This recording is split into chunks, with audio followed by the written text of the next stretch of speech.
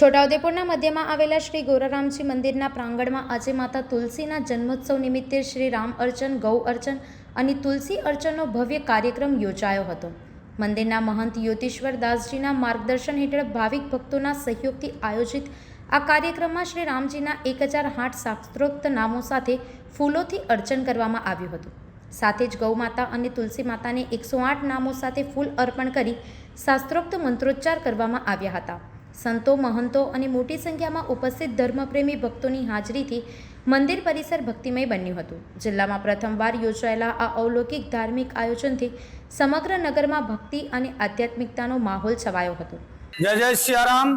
आज तुलसी माता जन्मोत्सव के रूप में आपने छोटा उदयपुर नगर में अंदर गोरे रामजी मंदिर અને કાલિકા માતા ચોકમાં સનાતન ધર્મ પ્રેમી ભાવિક ભક્તો દ્વારા ગૌ અર્ચન, તુલસી પૂજન અને ભગવાન શ્રી રામના અર્ચન કરવામાં આવ્યા છે.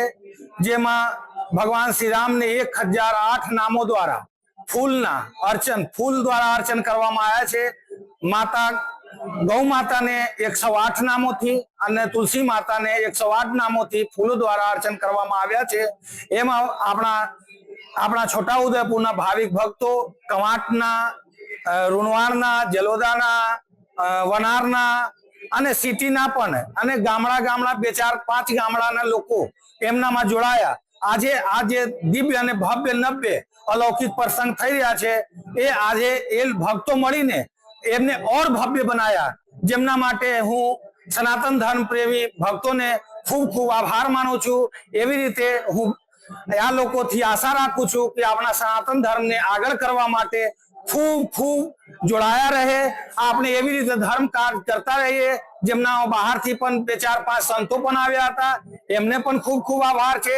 અને તમારા લોકોને માધ્યમથી આપણા ધર્મ પ્રેમી જનતાને કહું છું કે જ્યારે આ ધાર્મિક પ્રોગ્રામ આવું બધું થતા હોય, જ્યાં પણ થતા હોય, જેટલું સંખ્યા હોય એટલું પ્રેમથી જોડાવ, જેમનાથી આપણા ધર્મના અગ્રણી કરવામાં બહુ આપણે વંદનીય કાર્ય કરતા રહીએ. જય સિયારામ। હું યોતીશ્વર દાસ મહારાજ, ગોરે રામજી મંદિર। જય જય સિયારામ। સંવાદદાતા સાથે અભિપ્રાય ન્યૂઝ, વડોદરા। આવા જ વધુ સમાચારો જોવા માટે સબસ્ક્રાઇબ કરો અમારી યુટ્યુબ ચેનલને અને જોડાયેલા રહો ફેસબુક, ઇન્સ્ટાગ્રામ અને ટ્વિટર પર।